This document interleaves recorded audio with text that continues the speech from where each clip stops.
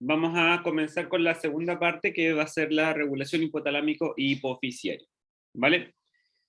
El objetivo de esta clase va a ser reconocer la parte del eje endocrino principal, identificar y diferenciar qué son las hormonas liberadoras o releasing en inglés de las hormonas estimulantes, clasificar y diagnosticar las alteraciones endocrinas según el lugar de origen, describir hormonas que son secretadas por la neurohipófisis, secretadas por la adenohipófisis y la hormona del crecimiento.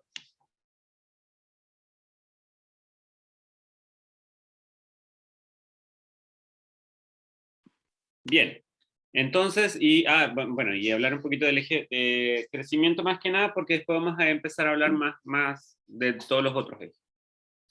Bien, ya vimos en la clase anterior el sistema endocrino, donde se ubicaba, ¿no es cierto?, la mayoría de las glándulas que son reguladas a través de este eje. Acá hay una imagen, ¿no es cierto?, más neurológica para que la puedan ver, en donde se va a encontrar ubicada, ¿no es cierto?, la parte que es el hipotálamo y la hipófisis.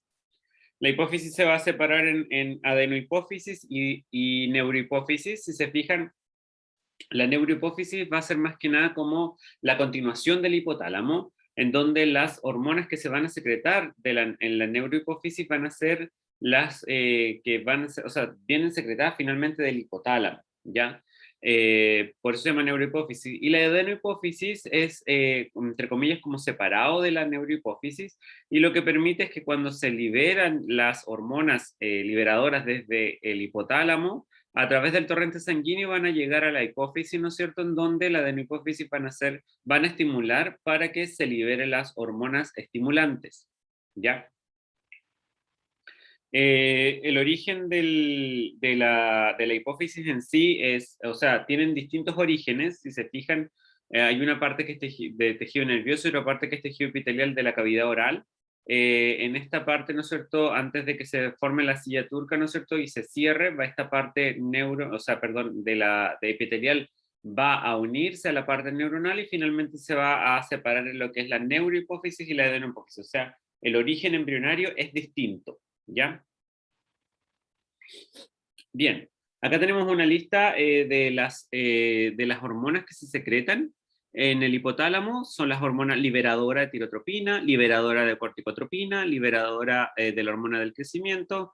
Hay unas inhibidoras, ¿no es cierto?, también de las hormonas del crecimiento también, una liberadora de la gonadotrofina y factor inhibidor de dopamina o prolactina o el PIF. Mientras que en la adenohipófisis se secreta la hormona del crecimiento, o GH, ¿no es cierto?, la hormona estimulante de la tiroide, la corticotropina o ACTH, prolactina, hormona estimulante del folículo, FSH, y la hormona luteinizante o la LH, ¿vale? En la neurohipófisis, que es la otra parte, ¿no es cierto?, se va a secretar entonces la hormona antidiurética o ADH y la oxitocina. Aquí tienen un poco de las funciones, pero ya las vamos a ver más en detalle, ¿vale? Entonces, un poquito este esquema que lo vamos a repetir varias veces, tenemos, ¿no es cierto?, la liberación del neurotransmisor del hipotálamo a través de GRH, TRH, CRH, ¿no es cierto?, y algunas otras hormonas, PRH y GNRH, ¿no es cierto?, en la que, por ejemplo, TRH va a estimular a la TSH en la adenohipófisis, ¿no es cierto?, y esta va a ir hacia la tiroides, la cual va a aumentar T4 y T3, para la oxidación celular y el crecimiento, ¿ya? Y así sucesivamente con los varios ejes que tenemos de control. Entonces, ¿cómo se controla la secreción?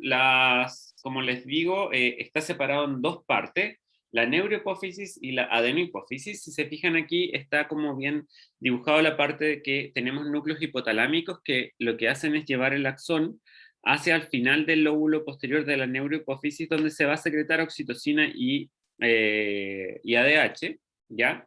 Mientras de que lo que refiere a la parte de la adenohipófisis, es que tenemos en el hipotálamo las células secretoras de factores liberadores o inhibidores, ¿no es cierto? Y estas van a bajar al torrente sanguíneo, a la arteria que está anterior a la adenohipófisis, en donde se va a secretar su contenido, ¿no es cierto? Y esta va a ir a regular o a irrigar, ¿no es cierto?, la adenohipófisis, y la adenohipófisis va a ser la que va a liberar las hormonas estimulantes hacia el torrente sanguíneo, ¿ya? Por eso mismo este eje como es tan regulado, o sea, tenemos una parte que el CRH y todo eso se va a regular a través del cerebro, ¿no es cierto? Pero también a nivel sanguíneo, no sé, por ejemplo, cuando venga, denme un segundito que me está pidiendo volver a reiniciar. Vale. Entonces cuando venga la hormona, por ejemplo, cortisol, ¿no es cierto? También va a llegar acá y va a inhibir, ¿no es cierto?, lo que es la estimulante de la corteza suprarrenal. Voy, voy a poner en pausa un poquito que me dice que tengo que reingresar. ¿No? ¿Todo ok? Bien, entonces ya vimos que cómo se regula, o sea, la regulación que tiene el eje de la adenohipófisis y el hipotálamo, ¿no es cierto? Que tiene una regulación de feedback negativo mayoritariamente. Y ya vemos, por ejemplo, aquí tenemos uno de los ejemplos con la hormona, ¿no es cierto?, que estimula la corteza suprarrenal para secretar cortisol, que sería a través del hipotálamo, ¿no es cierto?, la liberación de CRH, que es la hormona liberadora, que la de la hipófisis va a liberar a CTH, ¿no es cierto?, que es una hormona estimulante de la corteza suprarrenal, y finalmente lo que va a hacer es liberar cortisol. ¿Ya? El cortisol va a hacer su efecto biológico en sus órganos diana, pero también a través del torrente sanguíneo, ¿no es cierto?, va a llegar hacia el hipotálamo y hacia la hipófisis a decirle, ¿no es cierto?, que ya deje de secretar estas hormonas estimulantes teniendo este feedback negativo.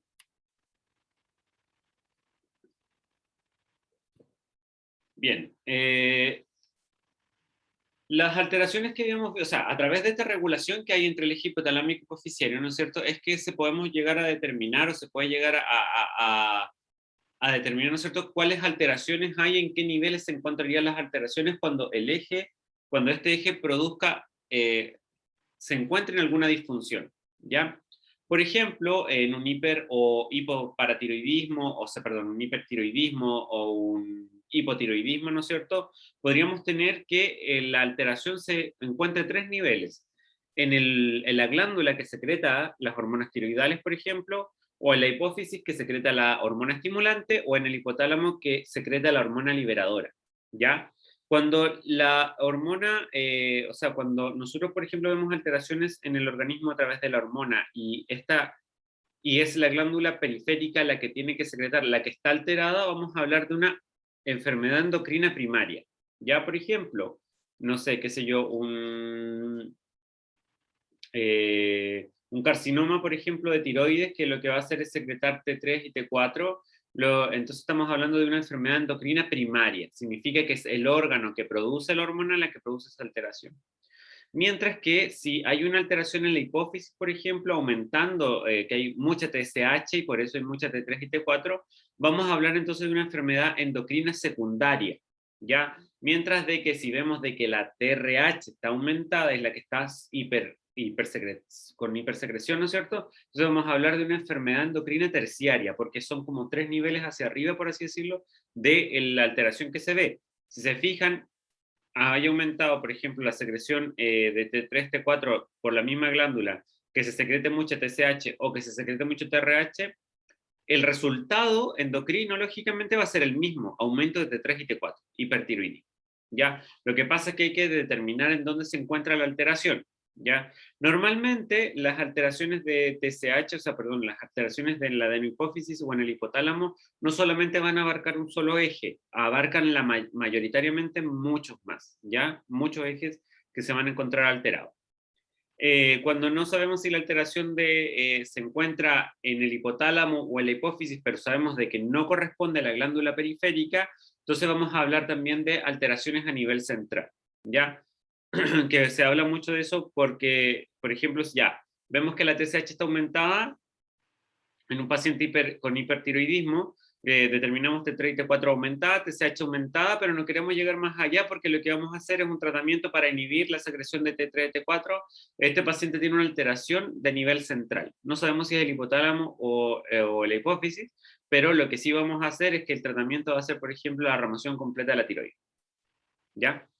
¿Se va entendiendo, chicos? No sé si tienen alguna duda hasta el minuto con las alteraciones, nivel primario, o sea, perdón, de la primaria, secundaria y terciaria, o el eje del nivel central, ¿ya? Profe, disculpe, yo no le entendí muy bien lo que dijo el tratamiento va a ser y no le entendí qué tratamiento. Ya, mira, por ejemplo, si tenemos un paciente hiperteroide, ya tenemos un paciente que tiene mucha T3, mucha T4, hipertiroidismo. Entonces nosotros en el laboratorio, como pruebas básicas, se hace TSH y T3 y T4. Descubrimos que T3 y T4 está aumentada y TSH también está aumentada. ¿Ya? Podría ser que la TSH está aumentada porque la adenopófisis está secretando mucha sin regulación, o puede ser que el hipotálamo esté aumentando mucho la secreción de TSH. Pero finalmente, una de las aproximaciones clínicas que se hacen a este tipo de hipertiroidismo es sacar la tiroides. ¿Vale? Entonces, con eso que nosotros podemos decir de que este paciente tiene un hipertiroidismo del eje, con una alteración a nivel central. Significa que no sabemos si es el hipotálamo o la hipófisis, pero sí sabemos de que está secretando mucha T3 y T4 y la vamos a remover. ¿Se entiende? Sí, profe, ¿y TAT-RH no se puede medir? Sí, se mide, pero a la larga clínica, o sea, normalmente se va a hacer en estudios clínicos o ensayos, etcétera, porque de ahí la alteración de la TRH a la TSH en realidad lo que nos interesa es que está aumentada la T3 y la T4. ¿Ya? Lo mismo al contrario, si está muy disminuido, etcétera. ¿Ya? Es como más un poquito como para llegar a ver qué es lo que puede ocurrir. Normalmente en niños se hacen ese tipo de estudios porque se necesita saber si es una alteración de la adenopófisis, ¿no es cierto? Porque en edad, por ejemplo, si tiene una alteración por la adenopófisis, los caracteres sexuales se ven más tarde. Entonces, pero si ya tiene alteraciones, se va a ver, por ejemplo, con la T3 y la T4. ¿Ya? Ahí se pueden hacer ensayos como más arriba. Pero un adulto normalmente se trata de llegar al tema, ¿no es cierto? De, por ejemplo, en este caso, la eliminación de la glándula. ¿Se entiende? Sí, profe, muchas gracias. Súper. Bien. También tenemos otros tipos de regulaciones, o sea, las regulaciones en sí están por eje, o sea, por feedback positivo y negativo, pero también hay una regulación, por ejemplo, de algunas hormonas que van a depender de otros factores fisiológicos o ambientales, como lo es, por ejemplo, el cortisol. El cortisol, por ejemplo, si se fija en esta dinámica que hay, es muy dinámico respecto al día, ¿ya? Porque depende mucho de la interacción, o sea, de las acciones que uno haga durante el día. Si se fijan ustedes, por ejemplo, de que dice desde las 12 hasta las 8 de la mañana, hay un pic, o sea, el cortisol aumenta en la mañana, ¿no es cierto? Disminuyendo el mediodía, manteniéndose elevado hasta que disminuye en la noche, ¿ya? Entonces también tenemos a esto se le llama la dinámica, o sea, tenemos una secreción dinámica, ¿ya? ¿Qué significa eso? Por ejemplo, la TSH la podemos medir durante el día, o T3 y T4 durante el día normalmente se hacen ayuno, pero igual se puede hacer, no sé, mediciones, por ejemplo, en un paciente hospitalizado, etcétera. Pero, por ejemplo, el cortisol no, el cortisol tenemos que definir bien en qué parte del día lo estamos haciendo, y es más, tenemos que definir cómo está el paciente, porque, por ejemplo, puede venir un guardia de seguridad que hizo turno de noche y va a venir con el cortisol aumentado, ¿no? O sea, perdón, con el cortisol quizás no tan aumentado, sino que como reflejando si fuera la tarde, pero en realidad, claro, porque la actividad biológica de él se hizo en la noche. No sé si me explico, ¿ya? Esto, por ejemplo, tiene mucho hincapié en hacer test de cortisol, por ejemplo, en personas que hacen turnos de noche. O sea, necesitamos que 2 o 3 días se regularice, duerma de noche y en la mañana venga bueno, ya ahí se venga a tomar el examen. Pregunta, si nosotros quisiéramos determinar si un paciente posee un aumento de la secreción del cortisol, según este gráfico, ¿cuándo tendríamos que hacerle la prueba para determinar si tiene una hipercortisolemia el paciente? El pic máximo, ¿Cuándo sería? entre las 4 y las 8 de la mañana, ¿no? O sea, 4 de la ¿Ya? madrugada. 4 y las 8 de la mañana, o sea, para ver si es que hay hipercortisolemia. Profe, ¿Sí?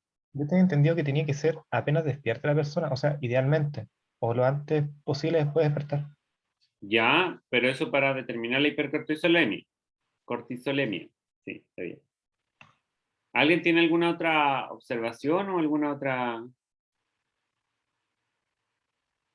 Si estamos hablando de una secreción dinámica del cortisol que depende mucho del día, ¿cuándo sería el momento óptimo para ver si hay un aumento en la secreción del cortisol? ¿Cuando esta está aumentada o cuando no debería estar aumentada? Cuando no debería estar aumentado, ¿no? Correcto, cuando no debería. Entonces, ¿cuándo le tendríamos que tomar el examen? En la tarde como tipo 8 o 12. Sí, normalmente se hace salival y a las 10 de la noche. La gracia que tiene el salival, que tiene una muy buena correlación del cortisol que hay en la sangre. Entonces, la muestra es tomar saliva de la parte de atrás y ahí se puede medir el cortisol. Pero efectivamente, si nosotros quisiéramos medir, por ejemplo, una hipercortisolemia, a este nivel de glicémica dinámica, nosotros necesitamos ver, o sea, glicémica, nada que ver, perdón, a este nivel de dinámica, o sea, de endocrino dinámica, ¿no es cierto? Nosotros necesitamos ver que donde tendría que haber una menor secreción, a ver si es que hay un aumento. Lo mismo si necesitáramos ver si hay una persona con hipocortisolemia, o sea, no hay cortisol, ¿cuándo lo tendríamos que medir? Si sospechamos de que el paciente no secreta cortisol.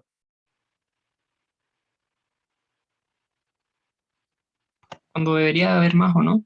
En el pic, ¿no es cierto? Sí, cuando debería haber más, o sea, en la mañana. Y ahí se hacen los exámenes de la mañana cuando se dice, por ejemplo, si es que tenemos bajas de cortisol. ¿Ya? Súper. Yo esto, o sea, estamos hablando del eje solamente, no estamos hablando todavía del cortisol, así que no, o sea, cuando veamos el cortisol vamos a verlo más un poco específico, pero necesito como para que se entienda, ¿no es cierto?, el dinamismo que hay, cuáles pruebas se pueden tomar, etcétera, ¿ya?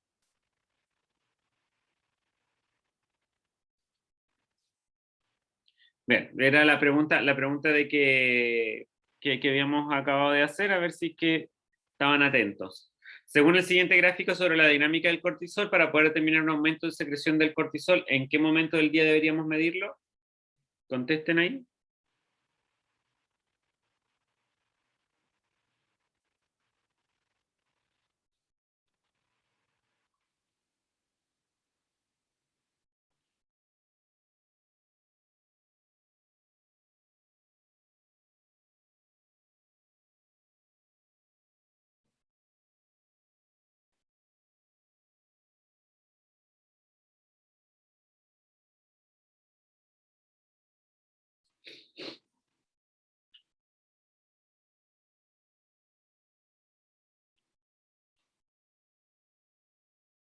¿No me falta Paula que conteste?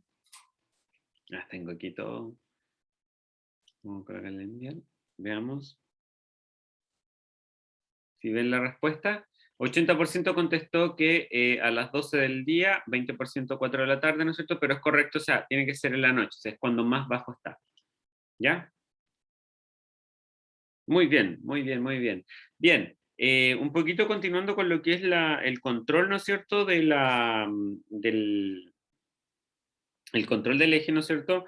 Bueno, aquí tenemos, o sea, bueno, la imagen que está por debajo indica un poquito cómo se regula, ¿no es cierto?, la parte hipotalámica con respecto a las hormonas que se secretan. Por ejemplo, cuando son hormonas esteroidales, a través o sea, llega de manera directa a la membrana hacia el cerebro, ¿no es cierto? Y eso hace que se disminuya o se aumenta la secreción de la hormona liberadora, como LHRH o CRH.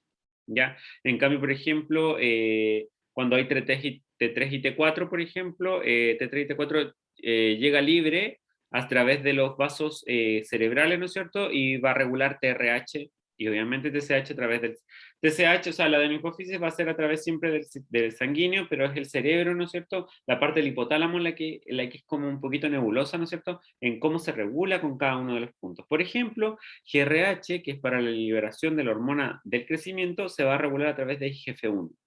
Ya no a través o sea, estamos hablando de GRH, bueno, que lo vamos a ver ahora en un momento, cómo la hormona del crecimiento va a tener distintos efectos. Entonces hay un efector muy clave que es el que va a regular la secreción de GRH.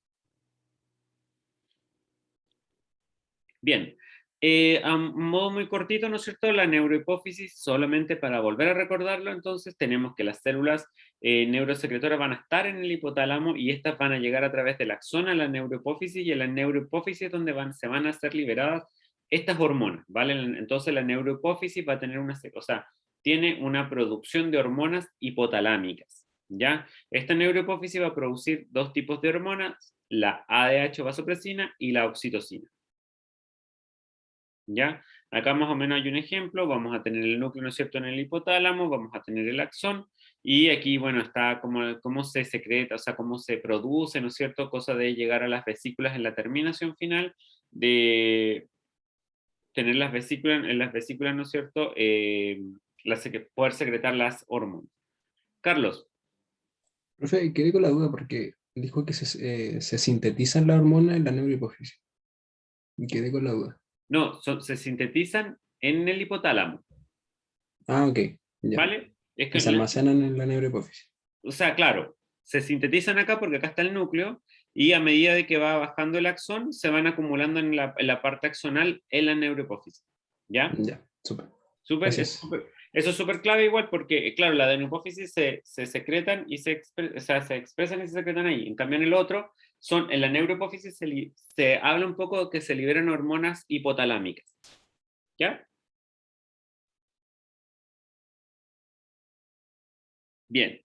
Y bueno, y aquí la figura un poquito como es la adenohipófisis, ¿no es cierto? Entonces tenemos las células, las neurosecretoras, ¿no es cierto? Estas van a ir a vaciar, ¿no es cierto?, hacia liberar las hormonas liberadoras hacia el torrente sanguíneo, ¿no es cierto? Y aquí van a estar los lechos capilares que lo que van a hacer es casi inmediatamente llegar hacia la adenohipófisis y reaccionar a 6 tipos distintos de células que se encuentran en la adenohipófisis para liberar las hormonas estimulantes.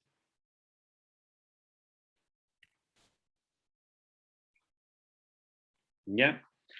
Bueno, acá tengo otro ejemplo más, otro esquema más de lo que les comentaba, la de mi hipófisis, como a través de tirotropina va a la tiroides, la hormona del crecimiento a distintos órganos, la corticotropina, la corteza suprarrenal, la folículo estimulante y el luteinizante al ovario en la mujer, testículo en el hombre, la prolactina, ¿no es cierto? Y bueno, y aquí aparece un poco que la hormona del crecimiento igual se va a correlacionar un poquito con la glicemia en sangre, ¿no es cierto? Para lo que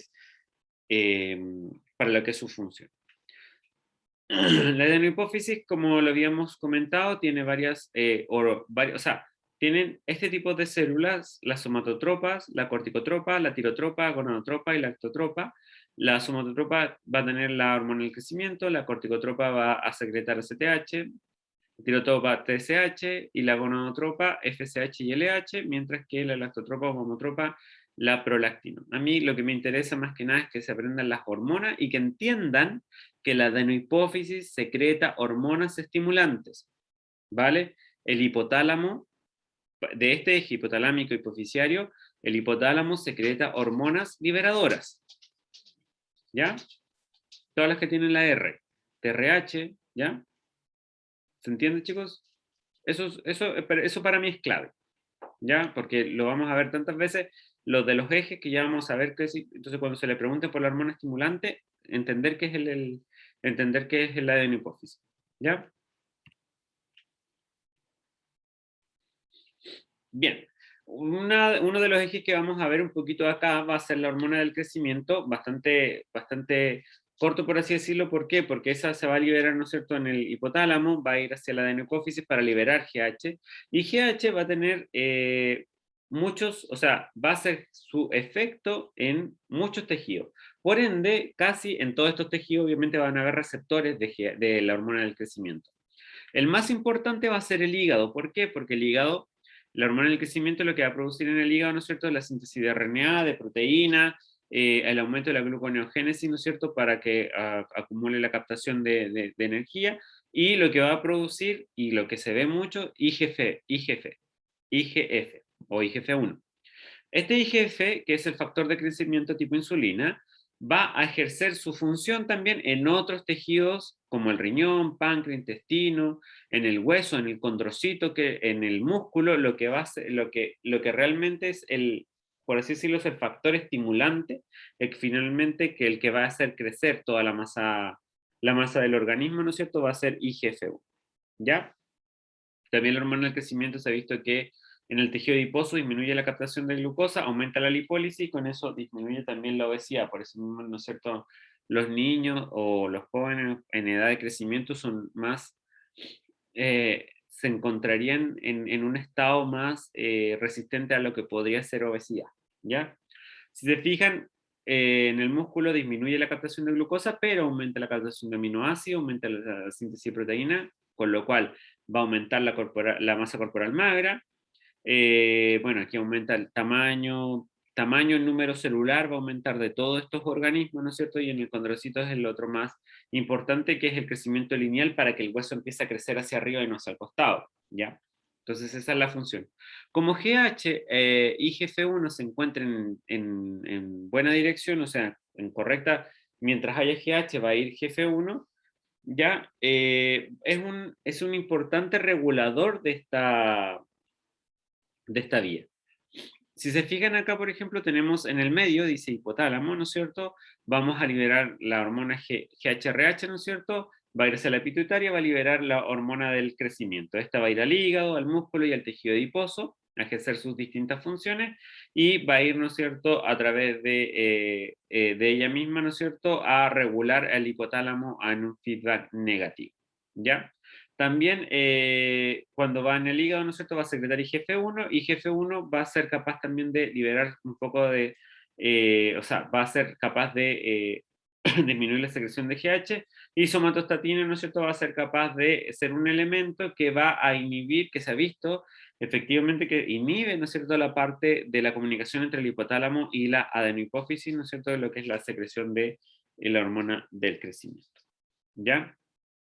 Simplemente para que sepa, la somatostatina está regulada con las células delta, ¿no es cierto?, en el páncreas, que van a regular un poco lo que es la función del glucagón y la insulina a través del metabolismo glucídico, ¿no es cierto?, en la glicemia. Y esto va a tener una relación más o menos directa, ¿no es cierto?, con lo que es la hormona. Bien, aquí más que nada si en la parte izquierda tienen la dinámica del cortisol en el día, pues la hormona del crecimiento también tenemos una dinámica que es mucho más alta, mucho menos definida que el cortisol. Tenemos que, por ejemplo, después de un ejercicio agotador aumenta la secreción de GH, en el sueño aumenta la secreción de la hormona del crecimiento, periodos de ayuno también van a producir un aumento de la hormona del crecimiento. Por ende, es súper complejo medir la hormona del crecimiento. Ya le voy a explicar cómo se utiliza, ¿no es cierto?, en estudios endocrinos para ver si la hormona del crecimiento se encuentra de forma correcta la secreción. Tenemos entonces cómo se regula GH, ¿no es cierto?, y en relación a la insulina y a la síntesis glicémica. Tenemos que a través del aumento de la ingesta de proteína va a aumentar la secreción de la hormona del crecimiento. Esto va a aumentar la somatomedina, ¿no es cierto?, y aumenta insulina, pero aumenta insulina no para, o sea, porque aumenta insulina, y esta insulina lo que va a permitir es el aumento del crecimiento de la masa muscular. Ya cuando uno consume la ingesta de proteína, lo que va a permitir es que se consuma, o sea, es que el consumo de proteína va a estimular también la secreción un poco de insulina, ¿ya? Y esta secreción de insulina más la ingesta aumentada de proteína va a permitir el crecimiento muscular. No sé si hay alguien aquí que practica deporte o hace pesas. No sé si hay alguien aquí. O hacía antes de la pandemia. ¿Nadie? ¿No? ¿Nadie? ¿Levanta? ¿Halterofilia? ¿No? Ya. Bueno, hay una relación, hay una correlación, ¿no es cierto?, muy importante, por ejemplo, en la parte de ejercicio. O sea, si se piensa, finalmente es como que estamos hablando un poquito de la regulación de esta hormona, porque, por ejemplo, después del ejercicio intenso, lo que se hace es un aumento en la ingesta de proteína, perdón, y si las personas quieren aumentar mucho más la masa muscular, tienen que ingresar tanto proteína como glucosa. Pero la glucosa no es para que le dé energía, sino que para que sobreestimule la insulina, porque la insulina es el factor de crecimiento muscular. ¿Ya? Bueno, todos saben de que el aumento de la masa muscular es por una hipertrofia, ¿no es cierto?, del músculo, y finalmente, o sea, son fibras que se rompen y se van acumulando finalmente, y eso es lo que hace que crezca tanto el músculo. ¿Ya? Bien, con hidratos de carbono, en cambio, si se ingesta mucho hidrato de carbono, lo que va a ocurrir va a ser el efecto contrario, va a disminuir la secreción de GH, ¿ya? Y esto, bueno, obviamente va a ir en desmedro del crecimiento, por eso mismo igual se les indica a los bebés, la idea es de entre la última mamadera y la primera comida de la mañana que pasen varias horas, cosa de que cuando tenga, ¿no es cierto?, este periodo de hipoglicemia, lo que va a permitir es que no se inhiba la hormona del crecimiento, ¿ya? Aquí, si se fijan en la hora de ayuno, lo que le estaba comentando, aumenta GH, ¿no es cierto?, va a disminuir insulina también, igual permite que se movilicen, ¿no es cierto?, las calorías desde los lípidos para el crecimiento en algunas partes, ¿ya? Bien, para medir, ¿no es cierto?, y ver factibilidad, ¿no es cierto?, de lo que es la hormona del crecimiento o el eje de este crecimiento, nosotros necesitamos la evaluación del eje como tal va a incluir GH e IGF-1, ya ambos. El GH se secreta de forma pulsátil, ya lo mostré en la dinámica que hay, ¿no es cierto? Por lo que la medida basal nunca va a ser útil, o sea, perdón, su medida basal en el sentido de ver si es que hay una alteración de la secreción de GH no va a ser muy útil. En cambio, IGF-1 va a tener una vida media más prolongada, lo que va a determinar en cierta medida la mayor estabilidad de la concentración plasmática y va a reflejar indirectamente, pero de forma confiable, la secreción de GH, ¿ya? Ahora, los rangos normales de IGF-1 sí van a depender también de la edad y del sexo del paciente.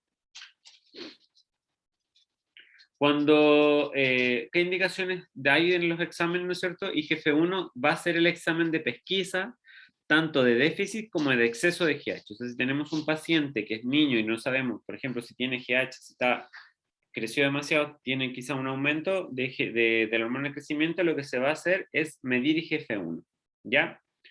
La confirmación se va a realizar siempre a través de pruebas dinámicas, eso significa en varios momentos, ¿no es cierto? IGF-1 en sí se va a utilizar como la monitorización del tratamiento con hormona del crecimiento, si hay una disminución de esta. Entonces vamos a hacer, o sea, se va a mantener medición de IGF-1 y la GH es aleatoria y IGF-1 más que nada para monitorizar el tratamiento contra los excesos, la acromegalia, ¿ya? Nunca se va a pedir GH como pesquisa, o sea, hay una alteración del crecimiento, no se va a pedir GH sola, ¿ya? ¿Se entiende? ¿Sí? Aquí tenemos un poco de las vías de señalización que tiene esta hormona, ¿no es cierto?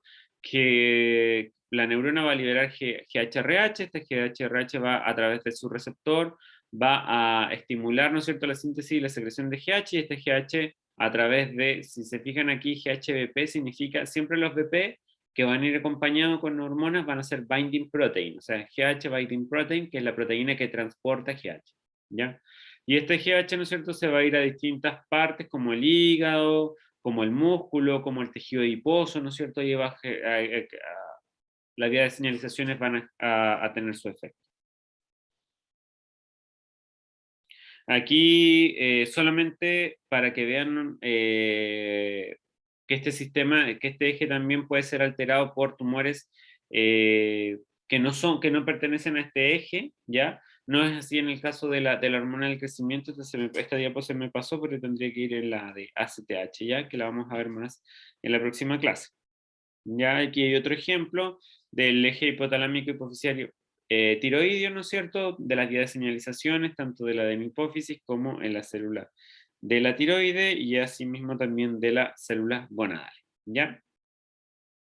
Bien, un poco a modo resumen entonces, ya estamos terminando, tenemos la hormona, que hay distintas hormonas, ¿no es cierto?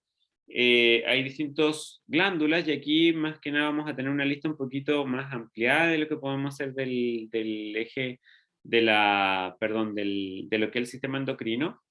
Si se fijan acá tenemos, bueno, los que hemos visto en el hora de ahora, ¿no es cierto? Hipófisis, tiroide, glándula paratiroide, islotes de Langerhans, páncreas, glándula suprarrenal, ovarios y testículos. Acá tenemos las distintas hormonas que se están secretando, pero también hay otros sitios donde se han visto, o sea, también otros tipos de tejidos van a secretar hormonas, ¿ya? Que son, no es que, no hay que decir que son menos importantes, pero que tienen otras funciones. Por ejemplo, el tejido adiposo también tiene una función endocrina, ya cuando está alterado, o sea, cuando hay una hipertrofia. Bien. Por último, más que nada, para que lo sepan, ¿no es cierto? Las enfermedades endocrinas pueden clasificarse en sentido amplio como hiperfunción o hipofunción de vías hormonales específicas. La hipofunción se puede deber a una falta de la hormona activa o una resistencia frente a la hormona, como consecuencia de una activación de sus receptores o defectos por receptor. Por ejemplo, el síndrome de feminización testicular es una forma espectacular de resistencia hormonal en la que el receptor de andrógeno está mutado y no se activa por los andrógenos. Los pacientes en los que no se establece el diagnóstico antes de la pubertad, el testículo sufre una hiperestimulación porque se pierde el mecanismo de retroalimentación negativa entre el testículo y la hipófisis. El aumento de las concentraciones de andrógenos no tiene efecto biológico directo como consecuencia del defecto del receptor. Sin embargo, los andrógenos se convierten en la periferia en estrógenos, de forma que los individuos que son genéticamente varones tienen un fenotipo externo muy feminizado, una identidad sexual femenina y en general muestran preferencias sexuales por los varones. El tratamiento incluye extirpación de testículos hiperestimulados y tratamiento de sustitución de estrógeno y asesoramiento del paciente o la pareja del cónyuge si tiene que abordar el tema de infertilidad y sufrimiento psicológico y social. Esto es, o sea, más que nada por el sentido de la resistencia hormonal, ¿ya? Por ejemplo, que es lo que ocurre acá en la parte testicular. También el mismo efecto lo podemos ver en la parte de resistencia a la insulina. La insulina se va a secretar, el receptor no va a funcionar, la insulina se hipersecreta, ¿no es cierto? Y la insulina va a tener también otros efectos, que son otros efectos que son, por ejemplo, factores del crecimiento, ¿ya? Y también, o sea, también se van a ver ese tipo de alteraciones. Entonces tenemos que pensar de que en el eje endocrino no solamente vamos a ver una alteración porque la glándula esté mala, también podemos ver porque la hormona no esté funcionando, porque el receptor no esté, porque la respuesta después del receptor tampoco esté, porque las regulaciones anteriores o previas tampoco pueden estar controladas. Entonces como un mundo o algo como muy amplio en lo que refiere a regulación endocrina, ¿ya? Bien, no sé si tienen alguna duda. Sí, ¿Profe? Ah, perdón, Paula. sí, dime. Dale, Martín, nomás. Estaba ahí hablando. Gracias. Profe, ¿ese cuadro de dónde lo sacó? El de aplicación clínica lo saqué del... Ay, del Wheaton o del... O del otro, del... Levy, no me acuerdo si del Levy o del Wheaton. Pero por... No, para ver esos libros, que está interesante el cuadro. O sea, bueno, ese cuadro y las figuras anteriores, por ejemplo, están ahí. No, pero yo se los puedo, o sea, yo los voy a, bueno, igual en todo caso está la bibliografía pero no me acuerdo si es el Guyton o el Levy. Tengan cuidado, o sea, por ejemplo, hay uno de los dos en el que las clases que tenemos de endocrino están como muy parecidas en el libro por sistema. En cambio, en uno de ellos es como la mezcla de todo. Cuando hablan, por ejemplo, aparato reproductor, hablan de todo, del crecimiento. Cuando hablan, por ejemplo, de metabolismo, hablan de insulina, calcio, magnesio, etcétera, ¿vale? O sea, es interesante igual que lo vean de esa manera.